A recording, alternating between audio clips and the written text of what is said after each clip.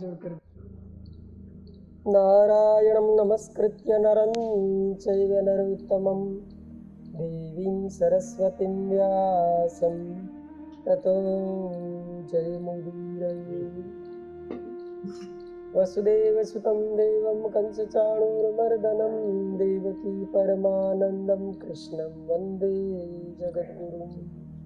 नीलाम्बुजश्यामलकोमलाङ्गं सीतासमारोपितवामभागं पाणो महासायकचारुचापं नमामि रामं रघुवंशनाथं। भवानी शङ्करो वन्दे श्रद्धा विश्वासरूपिणो याभ्यां विना न पश्यन्ति सिद्धा स्वन्तस्थमीश्वरम्। कुंद समदेव मारमन करुणायन जाय दीन परने करम कृपा मर्दन मयन बंदव गुरुपद कंज कृपा सिंधु नर रूप हरि महामोतम पुंज जासु बचन रवि कर निकर प्रणव पवन कुमार खलबन पावक ज्ञान गण जासुरदयागार बसहि राम शरचापधर प्रहलाद नारद पराशर पुंडरी व्यासाम्बरीश शुक शौनक भीष्मदाल्भ्यान् रुक्माङ्गदार्जुन वसिष्ठ विभीषणादीन् पुण्यानि मां परम भागवतान् नमामि। देखो, वक्ता को आनंद श्रोता देता है और श्रोता को आनंद वक्ता देता है। योग्य श्रोता देखकर वक्ता का आनंद सहस्र गुणा बढ़ जाता है। यदि योग्य श्रोता न हो तो वक्ता को कहने में उत्साह नहीं होता, और योग्य वक्ता न हो तो श्रोता कितना भी योग्य हो वो पूछकर क्या करेगा। जब उसकी शंका का समाधान ही नहीं होगा तो साथ स्थान का भी बड़ा प्रभाव पड़ता है। जहाँ का वातावरण संसारी होता है वहाँ संसारी बातों की स्फुरणा होती है। शांत एकांत पुण्य सरिताओं के तट पर परम पावन प्रसिद्ध तीर्थ क्षेत्रों में स्वतः ही वैराग्य होता है, ज्ञान की लहर उठती है, भक्ति भाव से हृदय भर जाता है। इसलिए कथा प्रसंग के लिए योग्य अधिकारी श्रोता हो, क्षत्रिय ब्रह्मनिष्ठ भक्ति भाव से परिपूर्ण हृदय वाला योग्य वक्ता हो, परम पावन पुण्य स्थल हो, तो उस कथा में जो आनंद आता है उसका वर्णन कौन कर सकता है। आहा, बस समय कैसा रहा होगा जब हरिद्वार के समीप परम पावन आनंद तट पर वक्ता के उच्चासन पर तो ब्रह्मा जी के मानस पुत्र सनकादि बैठे होंगे और श्रोता के आसन पर नारद जी विराजमान होंगे। उनके निमित्त ज्ञान वैराग्य अपने पुत्रों सहित भक्ति स्थित होगी।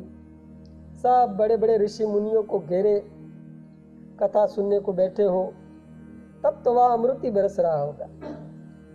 आध्यात्मिक रूप से इसका रूप बांधा जाए तो धर्म अर्थ काम और मोक्ष के प्रतीक है। चार वेदी चारों सनकादि कुमार वक्ता है। नारद का अर्थ है मन ही सच्चा श्रोता है। किंतु मन के समीप यदि काम क्रोधादि लोभादि बैठे हो तो उसका सब सुनना व्यर्थ है। उसके पास तो ज्ञान वैराग्य और भक्ति का आसन लगना चाहिए। संपूर्ण शुभ विचार है, कल्याण मनन करने वाले मुनि हैं, उनके समूह रूपी मन रूपी नारद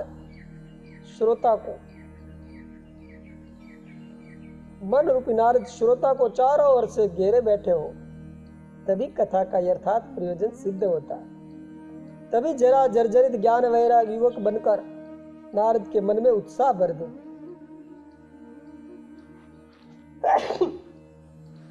भक्ति नाचने लगती है। ऐसी कथा ही वास्तविक कथा है। तो सूत जी के मुनियों, जब नारद जी ने श्रीमद् भागवत सप्ताह रूप ज्ञान यज्ञ करने का निश्चय कर लिया,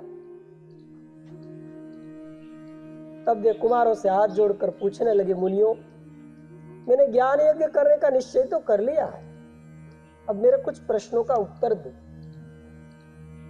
हे नारद मन मुदित कहो सप्ताह सुनावे, होई कहाँ शुभ यज्ञ पुण्य थल प्रभो बतावे। मुनि बोले हाँ चलो कथा की करो तैयारी, हरिद्वार के निकट गंग तट आनंद भारी। सब आए आनंद तट भक्ति भीर भारी भई, सुर ऋषि श्रोता भक्ति सुत शरणनि सबनि कुमुनि दई। कुमार ने पूछा नारद जी हाँ तुम्हारा प्रश्न क्या है?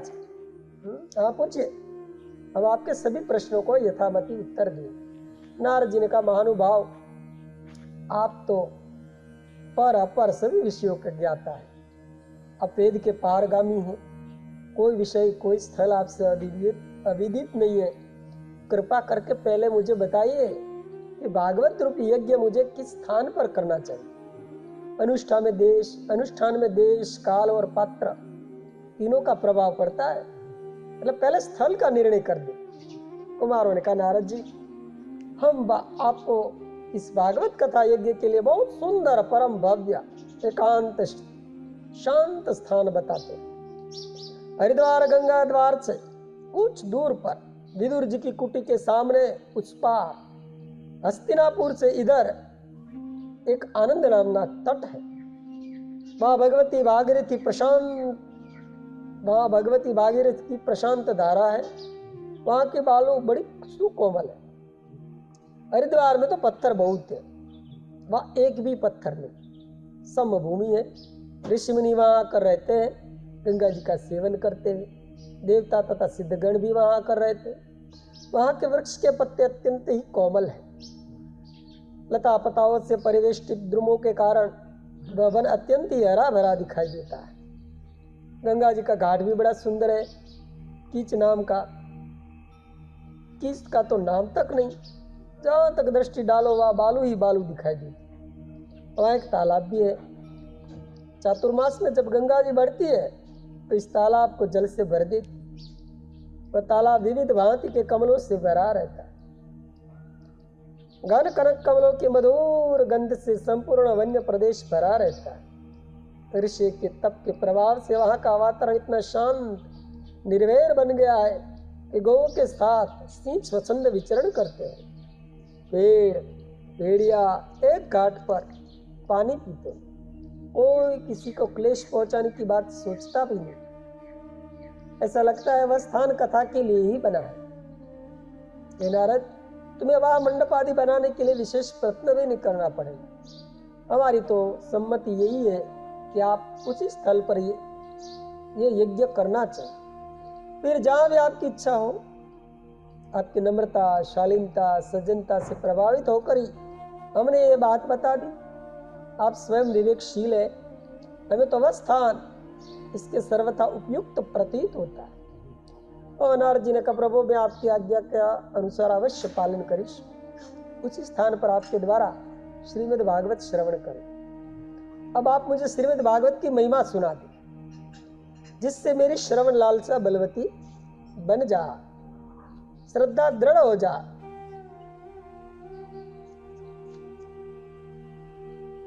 सुनकर कुमारों ने कहा नारद जी तुम तो स्वयं श्रद्धावान हो। परोपकार सच्ची श्रद्धा हुए बिना होता ही नहीं। अपने ही जैसे विचार के और भी लोग हो तो साधन भजन अनुष्ठान तथा सभी कार्यों करने में एक उत्साह होता है। अतः तुम भक्ति ज्ञान और वैराग्य को साथ लेकर ही इस रस रूपी कथा को श्रवण करना। नारद जी ने कहा महाराज भक्ति तो वृंदावन में बैठी, ज्ञान वैराग्य उठने तक में असमर्थ है, वह अचेतन पड़े, उन्हें आनंद तट पर कैसे लाऊंगा। अरे कुमार बोले अरे भाई तुम्हें इन्हें कंधे पर लाद कर लाना नहीं पड़ेगा। क्या भागवती कथा होती है वह भक्ति ज्ञान वैराग्य स्वतः ही अपने आप आ जाते, कैसी भी दिशा में क्यों न हो, भक्ति ज्ञान वैराग्य को लेकर आवेगी। जहां भागवती कथा का शब्द कान में पड़ा नहीं कि वृद्ध से युवक बन जाएंगे, तरुण हो जाएंगे। कथा शब्द के प्रभाव से सब में अपार बल आ जाएगा, सबका पराक्रम पौरुष बढ़ जाएगा, सूत जी शौनकादि मुनियों से कह रहे, ऋषियों, सनकादि कुमारों की ऐसी बात सुनकर नारद जी ने कहा, तब प्रभु आप सब मेरे पर कृपा करो। अब भाद्रपद शुक्ल पक्ष है, मैं चाहता हूँ इसी मास में कथा हो। आप आनंद तट पर शीघ्रता के साथ पधारें। नारद जी की प्रार्थना सुनकर चारों कुमार जैसे बैठे थे, वैसे ही योग मार्ग से तुरंत ही गंगा जी के आनंद नामना तट पर पहुंच गए। इनको कोई सामान तो लेना देना था नहीं, ये तो दिगंबर रहते थे, लोक में स्वेच्छा से विचरण करते थे। अब तो बात की बात में समाचार संपूर्ण देश में फैल गया। सभी ऋषि मुनि योग मार्ग से तुरंत आनंद वन में आ गए। इनके साथ उनके शिष्य, पुत्र तथा पत्नियां भी थी। अरे पृथ्वी से लेकर ब्रह्मलोक पर्यंत कथा की धूम मच गई। ऋषि मुनि यक्ष गंधर्व देवता नाग सिद्ध चारण स्वर्ग जनलोक तपलोक ब्रह्मलोक तक के प्राणी कथा सुनने की लालसा से आ गए। आने वाले के कोलाहल से विमानों की भीड़ से दशों दिशाएं गूंजने लगी। कुछ लोग कुतूहलवश दर्शन करने के उत्साह से तथा सत्संग का नाम सुनकर आए, किंतु जो हरि कथा लंपट भगवत भक्त वैष्णव थे, ये तो कथा का नाम सुनते ही अत्यंत आनंद के साथ सबसे पहले वहां दौड़ते हुए कथामृत पान करने के लोभ से आकर बैठ गए। ऋषियों का तो तांता लग गया। महर्षि भृगु, भगवान वशिष्ठ, वृद्ध से तरुण बने सुकन्या सहित महर्षि च्यवन, अहिल्या सहित महर्षि गौतम, सुप्रसिद्ध मेधातिथि तप निरत महर्षि देवल, ब्रह्म विद्या विशारद देवराज, जमदग्निनंदन भगवान परशुराम, कुशवंशित विश्वामित्र, चिरंजीवी महर्षि मार्कंडेय, मुनिवर शाकल, भगवान दत्तात्रेय, दधीची नंदन परम शिव भक्त महर्षि पिपलाद, महर्षि पराशर, समस्त वेद पुराणों को व्यास करने वाले भगवान कृष्ण द्वैपायन व्यास, व्यास नंदन शुक से पुत्र छायाशु, गंगा जी को भी पुत्री बनाकर निकालने वाले महर्षि जनु, ज्ञान के सागर महर्षि जाजली तथा और भी अनेक देवर्षि, ब्रह्मर्षि, महर्षि तथा राजर्षि वहां उपस्थित हुए। बहुतों के साथ पुत्र थे, बहुतों से शिष्य समूह से घिरे हुए थे, बहुतों के साथ तो उनकी पत्नियां भी थी। सभी आकर सनत कुमार को प्रणाम करके बैठ गए। समस्त शास्त्रों ने सोचा कि हम सबसे ही सार ले लेकर अपूर्व भागवत, हम सबसे सार लेकर जो अपूर्व भागवत पुराण बना है, चलो हम भी उसका अमृत पान करके देखें।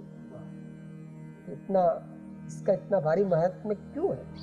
इसलिए 4 वेद, सभी उपनिषदों, तंत्र शास्त्र, मंत्र ग्रंथ, छत्र पुराणों, 100 शास्त्र, अन्य सभी धर्म ग्रंथ सुंदर देवताओं का रूप बना कर आ गए। गंगा, यमुना, सरस्वती आदि सभी पावन सरिता है। पुष्कर, प्रयाग आदि समस्त पापारी तीर्थ, कुरुक्षेत्र, काशी आदि सभी त्रिभुवन विख्यात क्षेत्र, दशो दिशाएं, दंडक आदि समस्त पावन वन, ये सभी भी मूर्तिमान होकर कथा श्रवण करने के निमित्त आ गए। बहुत विस्तार करने से क्या लाभ? कहने का तात्पर्य इतना है कि देवता, यक्ष, गंधर्व, नाग, गुह्यक, कुष्मांड जितने भी देव थे वह वहां आ गए। कुछ ऐसे भी ज्ञानी तपस्वी थे, ज्ञानी मानी, जो अपने को बहुत बड़ा लगाते थे। कोई पूछता आनंद तट पर भागवत कथा हो रही, आप नहीं चलेंगे? तो वो तुम कर कहते हैं। हमको ऐसे वैसे थोड़े हैं जो सुनते ही दौड़ पड़े, कोई आमंत्रण नहीं, कोई निमंत्रण नहीं, बातचीत नहीं, अपने आप वहां दौड़ जाए। बाकी किसी ने पूछा नहीं, उचित आसन ने दिया तो हमारा तो घोर अपमान होगा। हम तो भैया ऐसे नहीं जाते। महर्षि भृगु ने जब से भगवान के वक्ष स्थल पर लात मारी है और भगवान ने उसे अनुग्रह समझकर अपने वक्ष स्थल पर सदा के लिए धारण कर लिया है, तब से वे अत्यंत ही विनम्र बन गए।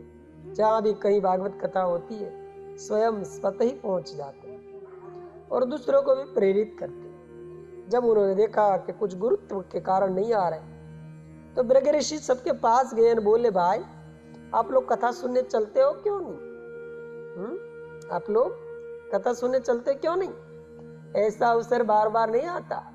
हरि कथा, कीर्तन में, यज्ञ में, अपने बंधु बांधवों को उत्सव में बिना बुलाए ही चला जाना चाहिए। आप बुलाने की प्रतीक्षा में, तो नारद तो मेरा भाई है, उनकी ओर से मैं आप सबको बुलाने आया। जाने की उत्सुकता तो उनकी भी थी, किंतु बड़प्पन के कारण जाने में सकुचाते थे। सो भृगु जी के समझाए बुझाने पर वे भी यह कहते हुए चल दिए कि बुलाने की क्या बात है, वह तो हमारा ही काम है। चलिए, हम सब चलने ही वाले थे। एक विशाल तट के नीचे लता पताओं से मंडित विशाल मंडप बनाया गया। बहुत ऊंचा एक सिंहासन रख दिया गया। सन्मुख सुकोमल बालू को समान करके पृथक पृथक विभाग बना दिए गए। जो जैसा था उसके बैठने का प्रबंध वैसे ही विभाग में कर दिया। व्यास गद्दी के सन्मुख विरक्त वैष्णव सन्यासी ने ब्रह्मचारी गण बैठे थे। जो सपत्नी ऋषिगण थे उनके बैठने का पृथक प्रबंध था। स्त्रियों के बैठने की व्यवस्था दूसरी थी, वहां कोई पुरुष नहीं बैठ सकता था। देवता का विभाग पृथक था, तीर्थों की पंक्ति पृथक थी। वेदादि शास्त्र सब सम्मिलित बैठे थे। तीर्थों का समूह देवताओं के पास था। इस प्रकार सभी अपने अपने समूह में उत्सुकता के साथ कथा श्रवण करने बैठ गए। देवर्षि नारद ने हाथ जोड़कर सबका सत्कार किया, कथा में पधारने के लिए कृतज्ञता प्रकट करी। उन्होंने सनकादि चारे भाइयों को कथा कहने के लिए वर्ण किया, उनकी विधिवत पूजा की। समस्त सभासदों ने भी कुमारों की वंदना की, पूजा करके उनके प्रति सम्मान प्रदर्शित किया। सबने तुमुल ध्वनि के साथ जय हो जय जयकार किया। आरती हुई, सभी नमो नमो नमो नमो करने लगे। हजारों शंख एक साथ बज उठे। घंटा घड़ियाल की ध्वनि में कुछ सुनाई नहीं देता। कोई प्रसन्नता के साथ खिल बताशे बिखर रहे थे, कोई गुलाल अबीर उड़ा रहे थे, कोई पुष्पों की वृष्टि कर रहे थे, कोई मालाओं को उछाल रहे थे। देवताओं ने विश्व अवसर देखकर विमान पर चढ़कर कल्प वृक्ष के पुष्पों की वृष्टि की। इतने पुष्प गिरे कि मुनिगण ढक गए। चारों ओर दिव्य सुगंधि फैलाई गई। नारद जी पूजन करके सन्मुखी विरक्त वैष्णव संन्यास के आगे श्रोताओं के आसन पर श्रद्धापूर्वक बैठ गए। उस समय आध्यात्मिक वातावरण दर्शनीय था। सुर सर सरिता सकल निगम वन तीरथ आए, तंत्र मंत्र सब शास्त्र यथा क्रम बैठाए। सिंहासन सनकादि विराजे सब सुख पायो, पूजा नारद करी दशो दिशि आनंद छायो। सुर नर मिली सब संग करई, शंख घोष जयकार धुनि, नभ बरसावे सुमन सुर, कथा कहन तब लगे। सुत जी के मुनियों,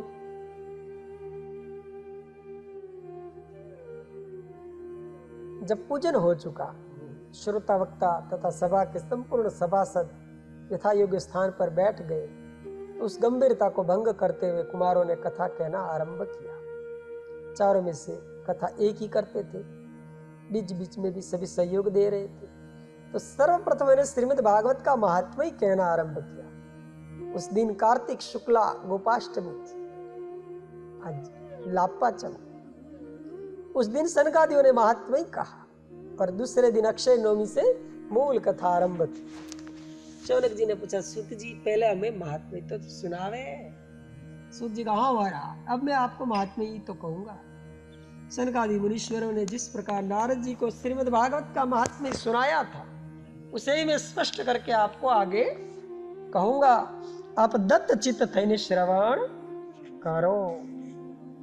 जुओ, देखिए, यदि हम किसी बात को अनिच्छा पूर्वक भी सुने तो उन शब्दों का हमारे पर कुछ न कुछ तो प्रभाव तो पड़ेगा ही। हाँ, कोई अनिच्छा पूर्वक किसी को स्वभावश गाली दे दे तो गाली देने वाला का भाव दूषित भी न हो तो अभी श्रवण करने वाला को एक बार तो बुरा लगेगा ही। बार बार जिसको कहे सुने उसका हृदय में स्थान बन जाता है। एक कूटनीतिज्ञ का कथन है कि किसी झूठ को किसी झूठी बात को तुम 1000 बार कहो तो वह जनता को सत्य सी प्रतीत होने लगेगी। यही बात भगवत कथा के संबंध में है। भगवान की कथा अमोघ है। उसे सुनने से, पाठ करने से, मनन तथा निधिध्यासन करने से प्रेम उत्पन्न हो ही जाता है। और हृदय में जहां प्रेम पैदा हुआ नहीं, तहां भगवान दूर नहीं। प्रेम ही भगवान का रूप है। महिमा सुनने से उस विषय में आसक्ति होती है। वस्तु महात्मा ही उसकी ओर प्रवृत्त करता है। सूत जी कहते, मुनियों, जब सनकादि महर्षि कथा के ऊंचा स्तर पर बैठ गए और नारद जी सहित समस्त श्रोता सावधान होकर सुनने को सुमुत्सुक हुए, तब सनकादि ने महर्षियों को कहना आरंभ किया। सनकादि महर्षि बोले, नारद जी, हम सबसे पहले आपको श्रीमद् भागवत की महिमा सुनाते हैं, जिसके सुनने मात्र से मनुष्य मुक्ति का अधिकारी बन जाता है। ये भागवती कथा एक दिन सुनने की वस्तु नहीं है। ये कोई अखबार छापानी जेम, वार्तानी जेम एक दिवस सुनने के बाद छोड़ दिया, ऐसा नहीं है। इसको तो नित्य नियम पूर्वक श्रवण करना चाहिए। सदा सेव्या श्रीमद् भागवती कथा श्रवण करते करते करते करते हृदय में एक स्थान बन जाता है। उस स्थान में अपने आप एक छोटा सा मंदिर बन जाता है। उस मंदिर में बिना बुलाए भगवान वासुदेव आकर विराजमान हो जाता है। अब आप लोग हमसे श्रीमद् भागवत के स्वरूप के संबंध में पूछेंगे, इसलिए मैं श्रीमद् भागवत का स्वरूप बताता हूं। सर्वप्रथम श्रीमन नारायण ब्रह्मा जी ने उसको संक्षिप्त में उपदेश दिया। ब्रह्मा जी ने इन नारद जी को व्याख्या सहित 4 श्लोक में इसका तात्पर्य समझाया। वे 4 श्लोक व्याख्या सहित नारद जी ने व्यास जी को कहे। व्यास जी ने इसका विस्तार किया, अपने पुत्र सुखदेव को पढ़ाया। सुखदेव जी ने इसका विस्तार किया, वही सूत जी ने सुनकर शौनकादि महर्षियों को सुनाया। इस प्रकार 18,000 शास्त्र श्लोकों का सुंदर सुव्यवस्थित श्रीमद् भागवत ग्रंथ बन गया। इसमें 12 स्कंद है। परीक्षित ने सुख संवाद के रूप में जग में प्रसिद्ध हुआ है। उसी भागवत शास्त्र को हम तुम्हें सुनाएंगे। पहले इसकी महिमा को सुनो। बोलो हरे नमः। महात्मा श्रोतागण, आप लोग बड़े भाग्यशाली हैं। भाग्यशालियों को ही भागवती कथा पढ़ने और सुनने को मिलती है। संसार में संपूर्ण पदार्थ विद्यमान है, किंतु मिलते हैं भाग्यशाली को। भागवत जैसा ग्रंथ के रहते हुए भी लोग संसार चक्कर में घूमते रहते हैं। जैसे अड़ूसा का वन लगा रहने पर लोग खांसी से व्याकुल रहते हो। घर में अड़ूसा है और घर में खांसी हो तो ये ठीक नहीं है। इसे जीव का दुर्भाग्य ही समझना चाहिए। यह कमनी श्री कृष्ण कथा जब तक कर्ण कुहर में प्रवेश नहीं करती, तभी तक हृदय में अंधकार रहता है। जहां कर्ण द्वारा कथा के दिव्य शब्द अंतकरण में पहुंचे, तहां ज्ञान तुरंत ही विलीन हो जाता है।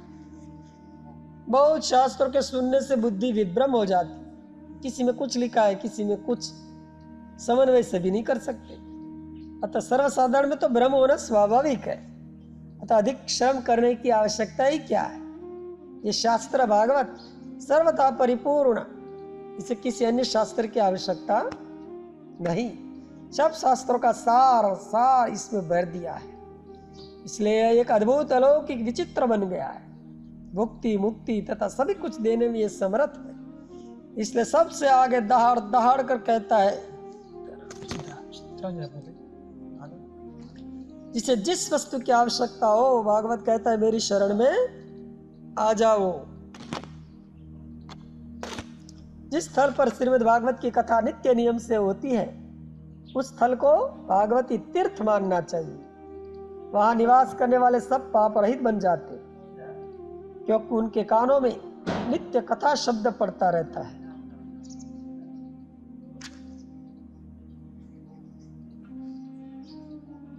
पहले अश्वमेध वाजपेयी यज्ञ ही सबसे पुण्य वाले माने जाते थे, किंतु ऐसे सहस्त्र यज्ञ इस कथा के 16वें अंश भी नहीं। शौनक जी ने पूछा, सूत जी, केवल कथा ही हजारों यज्ञों से बढ़कर कैसे हो सकती है? सूत जी बोले, भगवान यज्ञों से पाप क्षय होकर पुण्यों की वृद्धि होती है, पुण्य से उत्तम लोग प्राप्त होते हैं। विषय वार्ता ही पाप है। जहाँ कृष्ण कथा का शब्द भीतर पहुंचे नहीं कि पाप ठहर ही कैसे सकते हैं।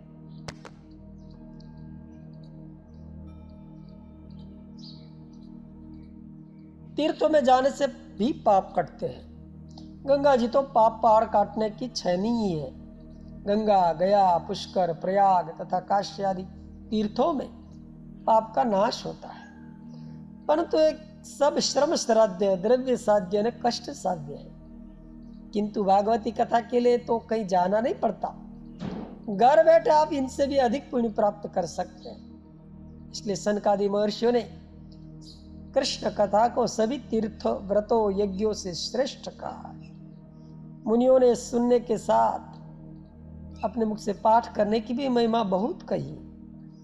सनकादि मुनि कहते, नारद, जो लोग चाहते हो कि हमें परम गति प्राप्त हो, उन्हें श्रीमद् भागवत का नित्य नियम से पाठ करना चाहिए। 50 अध्याय नित्य न कर सके तो 25, उतना न कर सके तो 12 अध्याय, एक अध्याय एक श्लोक ही नित्य पाठ करे, हाँ, तो भी अश्वमेध राजस्व यज्ञ का फल मिलता है। एक भी न पढ़ सके तो चौथा श्लोक गोविंदाय नमो नमः, इतनी चौथा श्लोक भी पढ़ ले, नित्य नियम से पढ़ ले। हाँ, श्लोक न पढ़े तो गुजराती भाषा में पढ़ ले, हिंदी भाषा में पढ़ ले। जो लोग दिन रात पैसा पर ध्यान रखकर श्रीमद् भागवत को ही पढ़ते रहते हैं, उनके जन्म जन्मांतरों के करोड़ों जन्म के पाप नष्ट हो जाते। भगवान के अनेक रूप है, वे सब तत्व से तो एक ही है। श्रीमद् भागवत भी भगवान का ही रूप, जैसे प्रणव, गायत्री मंत्र, ऋग्वेद, सामवेद, यजुर्वेद, अथर्ववेद, द्वादक्षर मंत्र ओम नमो भगवते वासुदेवाय, 12 सूर्य, तीर्थराज प्रयाग,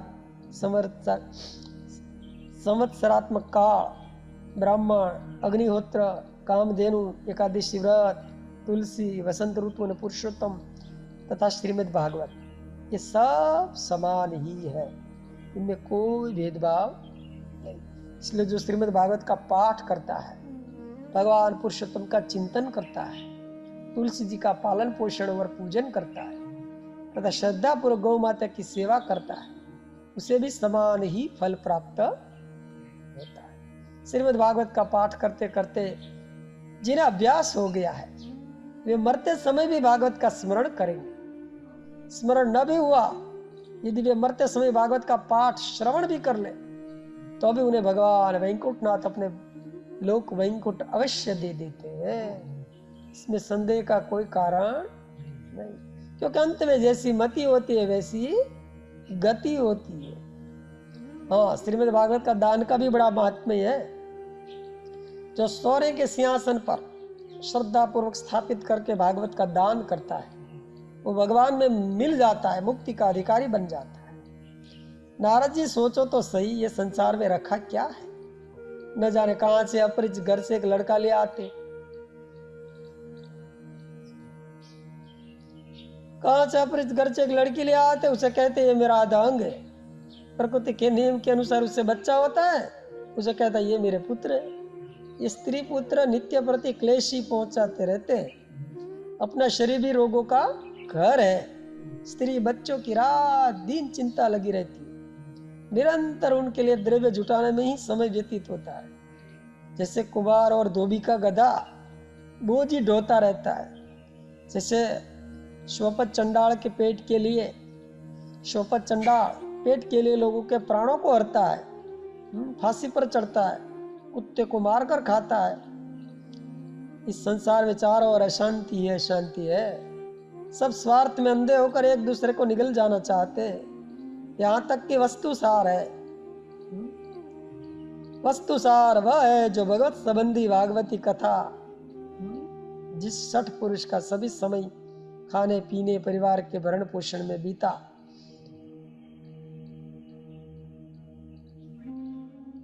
कहां तक का वस्तु असार है।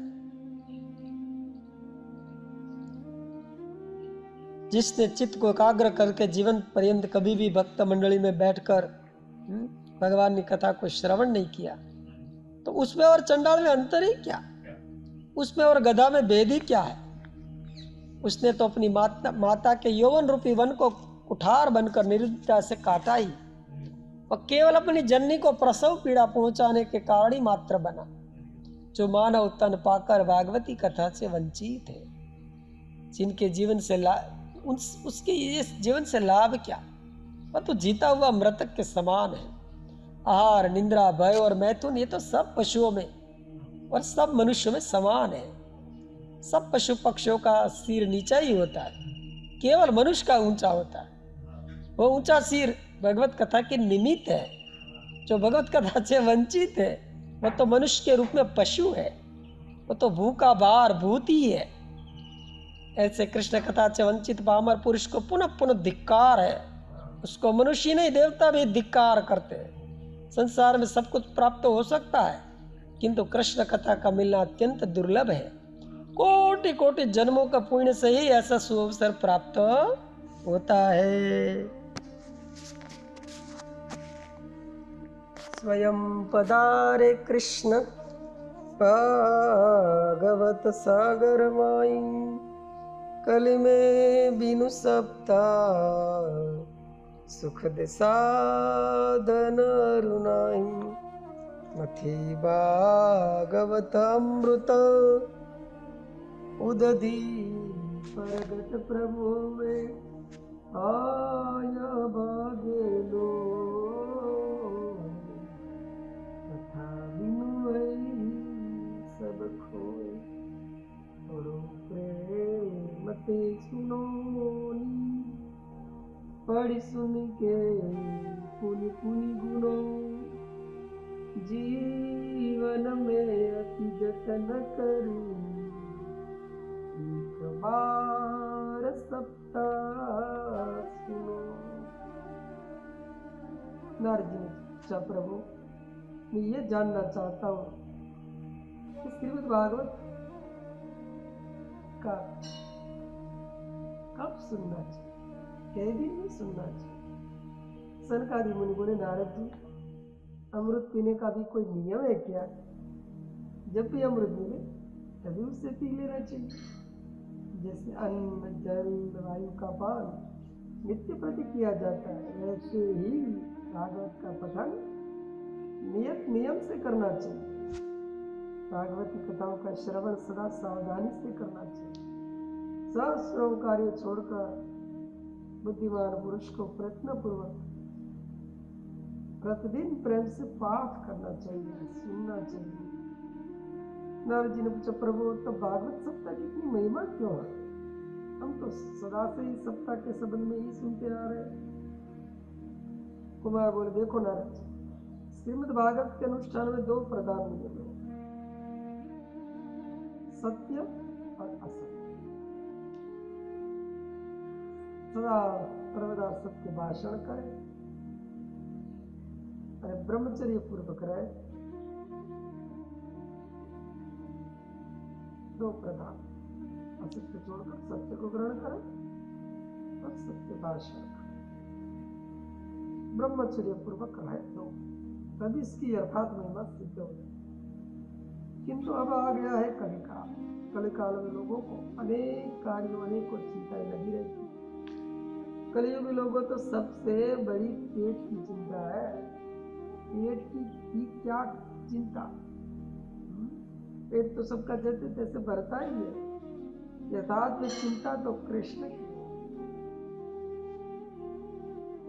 भक्तों, संसारी को तो चिंता तो कृष्ण, सभी को तृष्णा लगी है मेरी पास सबसे अधिक भोग सामग्री एकत्रित हो जाए।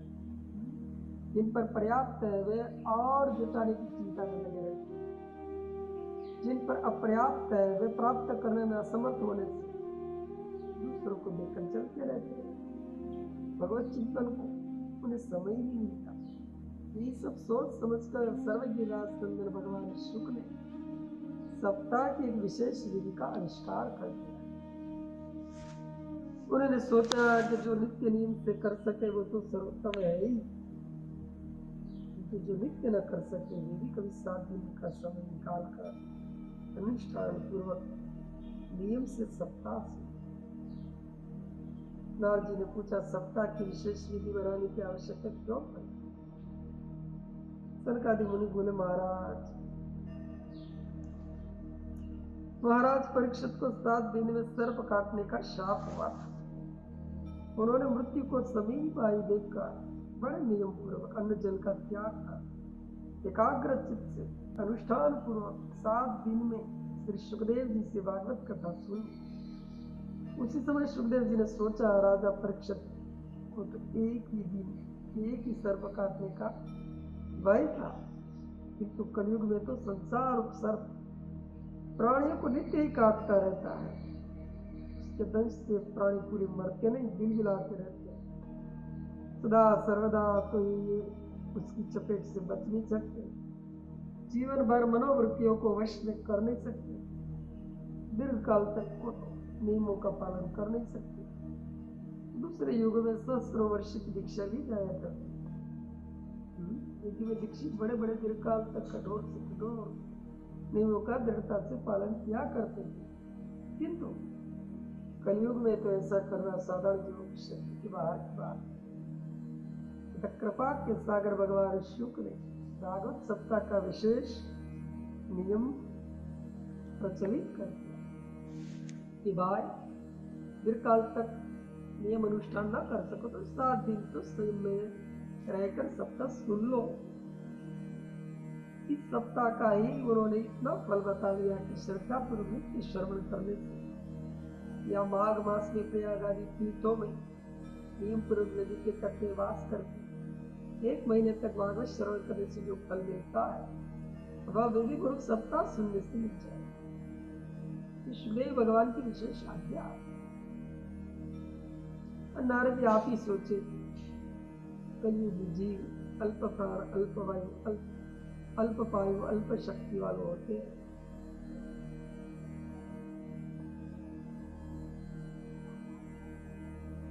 तनिक सी सर्दी लगी, श्लेष्मा हो गया, ज्वर आ गया, स्वास्थ्य का अनुकूल नहीं है, इस पर मन चला गया, खाली शरीर रोगी हो गया। इस कारण न तो चिरकाल कठोर से नहीं कर सकते तो बहुत दिन निरोगी रह सकते। सभी को कोई न कोई लगा रहता है, फिर भी आयु भी या दूसरे युग में सहस्त्रों लाखों वर्षों तक जीते थे, वह कलयुग लोग अधिक से अधिक 100 वर्ष की आयु होती है।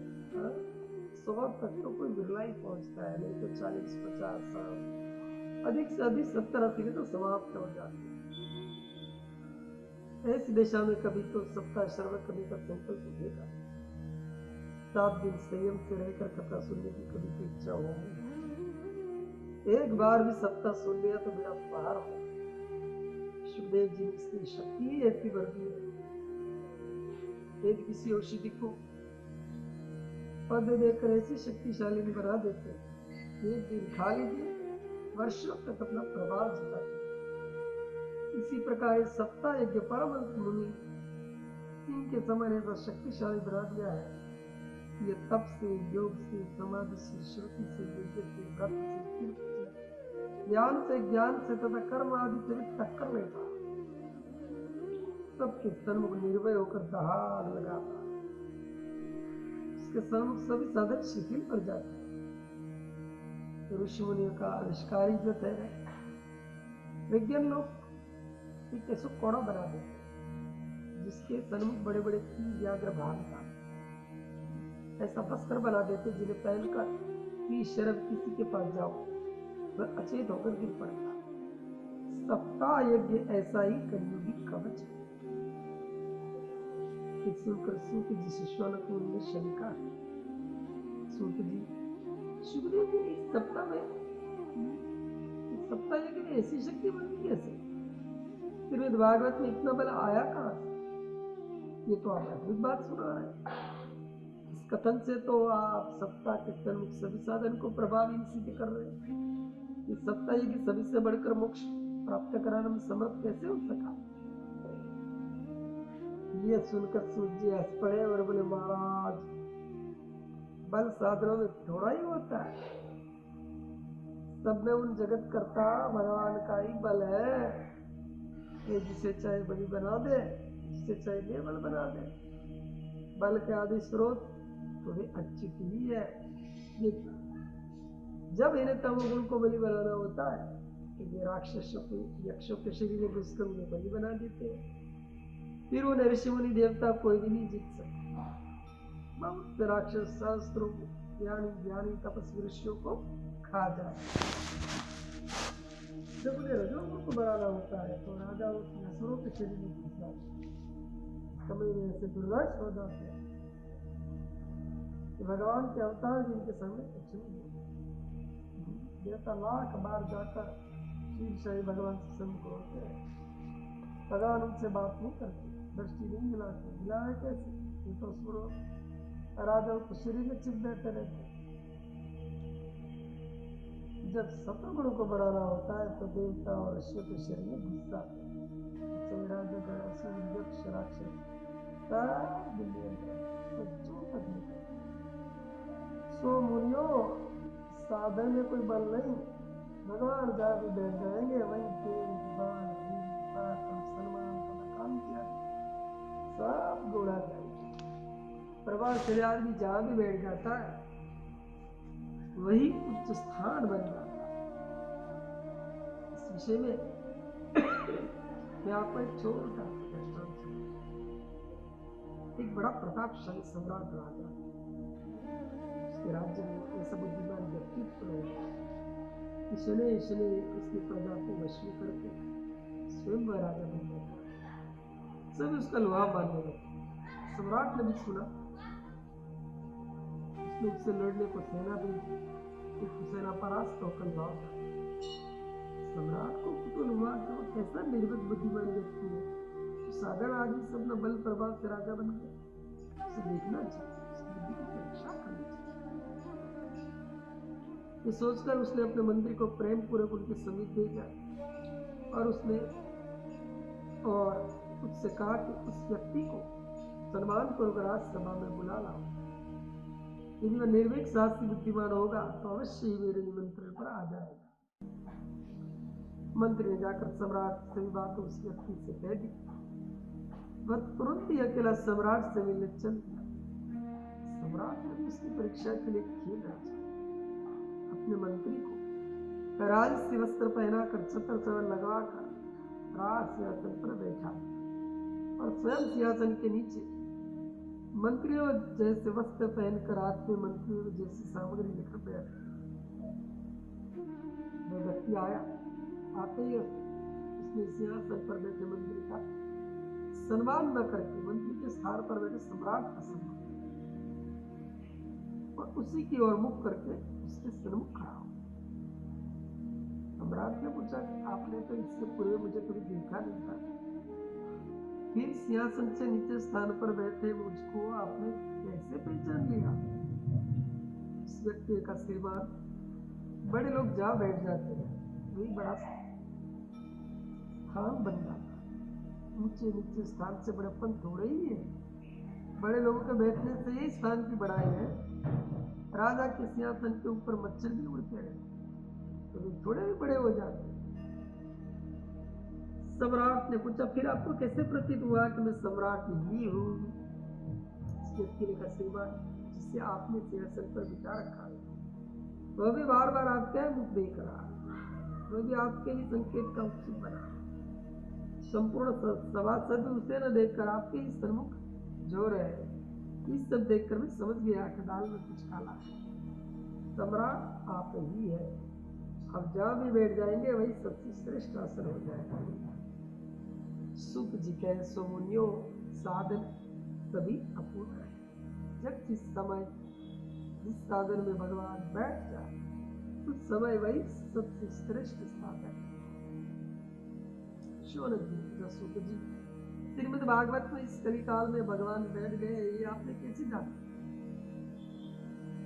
सुख जी बोले, महाराज, इस संबंध में एक कथा। जब महाभारत का युद्ध हो गया, धर्मराज युधिष्ठिर सिंहासन पर बैठ गए, तब भगवान ने निज लोक पधारने का संकल्प करके उद्धव जी को अपनी चरण पादुका प्रदान करके बद्रीवन में जाने की आज्ञा दी और आप प्रभात क्षेत्र में कुल का संहार करके पीपल के नीचे बैठकर स्वधाम जाने को उद्यत। इसी समय पता लगाते उद्धव जी पुनः वहां पहुंचे। भगवान ने अंतिम उपदेश दिया।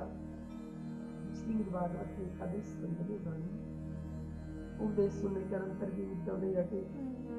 तो भगवान ने कहा अब तुम और क्या चाहते हो?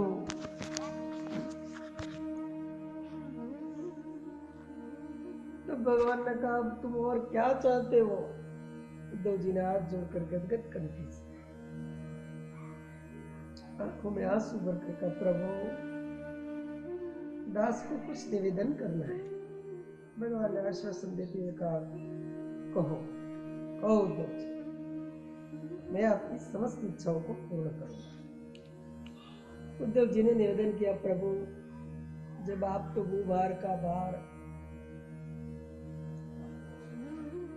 पृथ्वी का भार उतार कर भक्तों का भय दूर करके उनके समस्त कार्यों को सुंदर रीति से संपन्न करके अपने परम धाम को पधार रहे हैं, किंतु अब आने वाले भक्तों को क्या होगा, यही चिंता मेरे चित्त को व्यथित कर। भगवान का उद्धव जी स्पष्ट कहो, तुम्हारे कहने का अभिप्राय क्या है? उद्धव जी बोले भगवान दास की प्रार्थना यह है, अब तो आपने पृथ्वी से दिन दिन कर सभी दुष्टों का संहार कर दिया। अब यदि सतयुग आता तो कोई चिंता की बात नहीं, किंतु द्वापर के पश्चात तो कलयुग का आना अवश्यंभावी है। आना क्या, कलयुग तो आ ही गया। आपके चरणारविंद तक अवनी पर है, तब तक कलयुग छिपा है।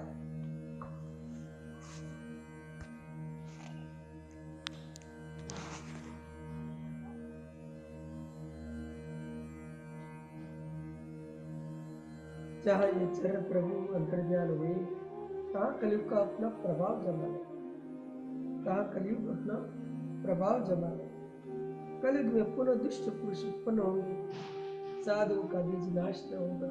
फिर भी प्रभु संग का दोष तो कुछ न कुछ होता ही है। सस्वरों दुष्टों को सज्जन पुरुष भी तो संग दोष से उनमें भी कुछ दोष तो आ ही जाएंगे।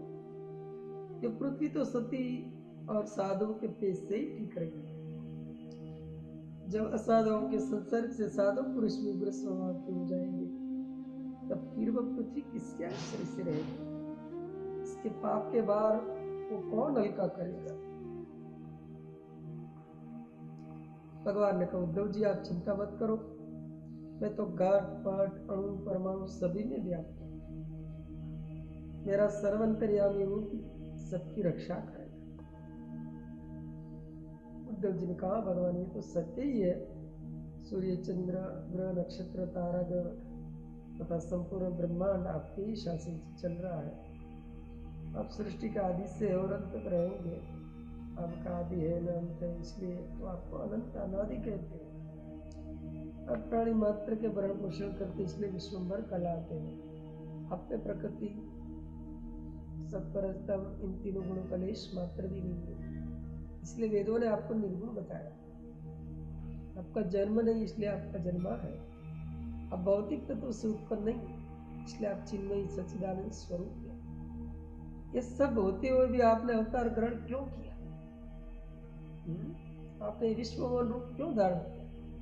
भगवान ने उद्धव जी से हंसकर कहा है भाई उद्धव जी इतना भी नहीं समझते, मैंने दुष्टों के मारने के लिए अवतार थोड़े लिया था। ये तो मेरा नैमित्तिक गौण कार्य। दुष्टों का विनाश और धर्म की संस्थापन तो मेरे संकल्प मात्र से होगा।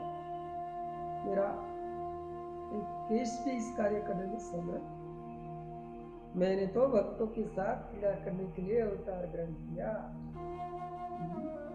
अपने सुख के लिए और साथ साथ भक्तों को सुख पहुंचाने के लिए भी मैंने भुवन मोहन जगन मंगल रूप धारण किया।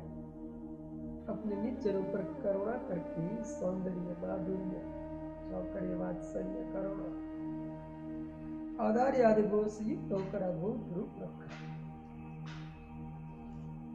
तब उद्धव जी ने कहा प्रभु ये तो मैं भी समझता हूँ। जब आपने तृण में अपनी शक्ति स्थापित कर दी तो उसे अग्नि जला नहीं सका, जल गला नहीं सका, वायु सुखा नहीं सका। तो किसी भी साधारण से साधारण पुरुष द्वारा दुष्ट दमन और धर्म संस्थान करा सकते। आपने तो अपनी भक्त वत्सलता प्रदर्शित करने के निमित्त ही साधु पुरुषों पर दया करके दयामय रूप धारण किया, जिससे करुणा तथा प्रेम की विच्छिन्न धारा बनी। सभी शरणागतों ने अपूर्व अलौकिक सुख पाया। किंतु प्रभु, इस कलयुगी भक्तों ने ऐसा कौन सा पाप किया है, उनके लिए आप इतने कठोर क्यों बन रहे हैं? और जो आगे भक्त होंगे उनके लिए भी तो कुछ सहारा चाहिए। वे किसे देखकर जीवेंगे? वे कैसे जगमोहन रूप के दर्शन करेंगे? उसके ऊपर भी तो दया होनी चाहिए, उनका भी तो आपको ध्यान रखना चाहिए। इसलिए अशरण शरण, आप उन्हीं होने वाले भक्तों के ऊपर कृपा करके अपने स्वरूप को यही रहने दें। आप निज लोक को न जाए। आपके स्वरूप के दर्शन सभी भक्तों को होना चाहिए। आप परम धाम पधारने की, निज लोक गमन करने की इच्छा को छोड़ दीजिए। भगवान ने कहा, उद्धव जी, मेरा स्वलोक गमन तो निश्चय ही है। मुझे जाना आना तो बनता ही नहीं। मैं तो सदा सर्वदा सब में सर्वत्र विद्यमान हूँ। आने वाले वक्त मेरे निर्गुण रूप की उपासना रखें। उद्धव जी ने कहा, महाराज ये तो टालने की बात है। भला शरीरधारी पुरुष अशरीर का कैसे ध्यान कर सकता है? हम कह दे कि हे निर्गुण, कृपालु है, बड़ा न्यायप्रिय है, तो कृपा करने वाला न्याय करता परम सुंदर किसी व्यक्ति की मूर्ति की कल्पना तो करनी पड़ेगी। तो कृपा करने वाला न्याय करता परम सुंदर किसी व्यक्ति की मूर्ति की तो कल्पना करनी पड़ेगी नहीं। शरीरधारी व्यक्ति के लिए निर्गुण की कल्पना अत्यंत दुष्कर है। फिर भी जो हम कल्पित मूर्ति बना देंगे, उसकी इतनी सुंदर कल्पना भी नहीं कर सकेंगे। आपकी मूर्ति में सभी सद्गुण, सभी विशेषताएं हैं। आपके लिए क्या संभव है? आप किसी नियम से बंधे तो नहीं। भगवान, आप रह क्यों नहीं जाते? रहिए भगवान।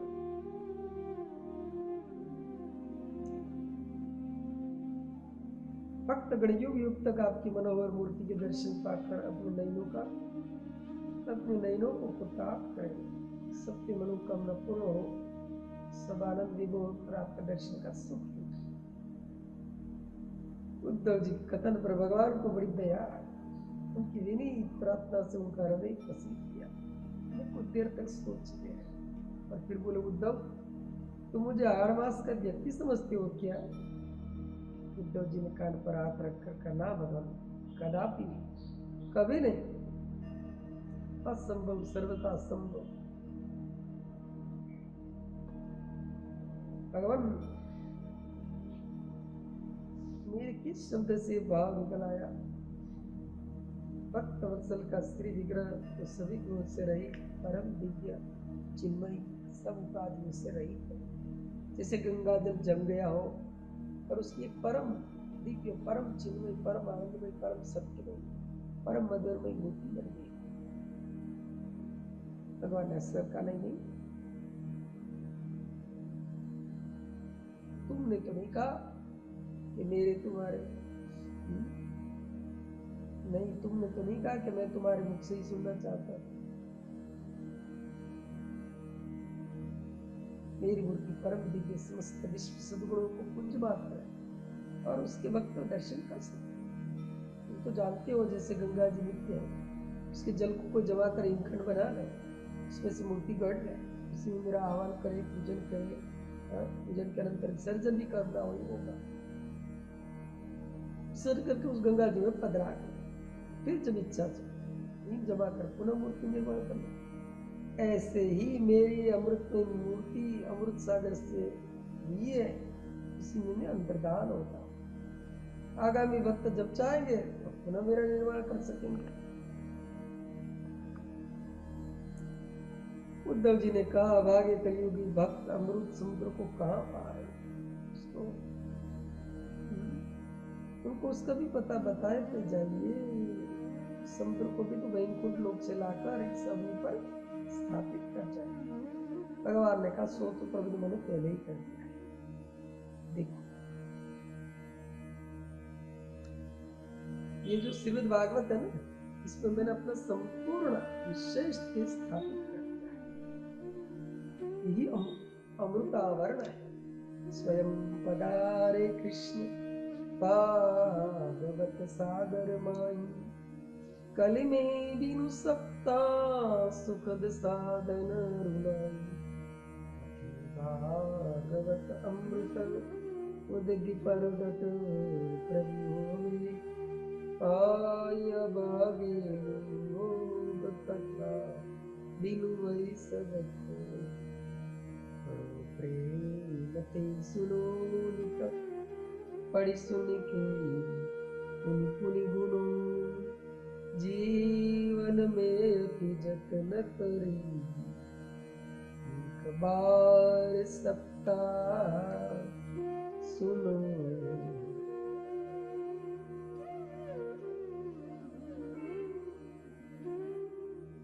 भगवान कहे इसी में मैं अपने शुद्ध स्वरूप से स्वयं साक्षात अंतर्धान हूं। जो लोग इस समुद्र का श्रद्धा भक्ति से मंथन करते उनके सन्मुख मेरी ये जगन्मोहिनी मूर्ति, यही काले काले घुंघराले बाल, यही मोर मुकुट से मंडित बाल, यही हल्के, यही पलके, यही कपूर की छलके, यही शुभ्र दंतावली और मंद मुस्कान वाला मनोहर मुकुट, यही स्वर्ण वर्ण का जन्मलाता पीताम्बर, यही विशाल वक्षस्थल, यही दिव्य आभूषण से मंडित मनोहर बपू, यही वंशी विभूषित युगल कर, यही कमल चरण अपने आप प्रकटित हो जाए। श्रीमद् भागवती मेरी प्रत्यक्ष वांगमयी मूर्ति है, नहीं भागवती। सूत जी कहते सो मुनियो, इतना कहकर श्री भगवान भागवत सुख सागर में अंतर ही हो गए। इसी से कलिकाल में भागवत का इतना महात्मा है। भागवत की कथा की इसलिए इतनी महिमा है कि सरल साधन सभी कठिन साधनों से सन्मुख दहाड़ता है, गरजता है और ताल ठोकर खड़ा हो जाता है। भगवान के प्रवेश करने से ही इतना शक्तिशाली साधन बन गया है। कलयुग में सभी साधनों को छोड़कर एकमात्र इसी साधन को मानना चाहिए। श्रद्धा, संयम और नियम पूर्वक सत्ता श्रवण करना चाहिए। कलयुग का यही प्रधान धर्म है। सूत जी के मुनियों, भगवान की माया अत्यंत कठिन है। इस नकली माया के चक्कर में जो फंस गया, दायन पर जो आसक्त हो गया, इसका निकलना बड़ा कठिन है। इससे तभी निकल सकता है जब महेश की शरण में जा। ये कलिकाल बड़ा घोर परम दारुण युग है। इसमें दुखों का बाहुल्य है, दारिद्र्य का प्राबल्य है, दुर्भाग्य पद पद पर ठोकर दे रहा है। काम क्रोध आदि शत्रु कलिकाल के संकेत से सर्वत्र क्लेश पहुंचा रहा है। इन सब से छूटने के लिए श्रीमद् भागवत का सप्ताह श्रवण परम सुगम सरल स्वरूपयोगी सुंदर सरस संबलित साधन है। एक कराता है, सभी सुनते, सभी का उद्धार होता है। इसलिए कल्याण चाहने वाले नारियों और नरों को अपने जीवन में कम से कम एक बार तो अवश्य श्रीमद् भागवत का सप्ताह करा लेना चाहिए। सूत जी के मुनियों, जब इस प्रकार सनकादि मुनियों ने बड़े आयुष में आकर भागवत सप्ताह का महात्म्य वर्णन किया, तो उससे सभा मंडप में एक अत्यंत आश्चर्यमयी घटना हुई। उस घटना देखकर सब उपस्थित भक्तवृंद परम चकित। शौनक जी ने पूछा, सूची वह कौन सी ऐसी घटना घटी, कृपा करके उसे हमें ही सुनाइए। सूत जी बोले, महाराज अभी मैं सुनाता हूं। अत्यंत स्वस्थ होकर आचमन कर।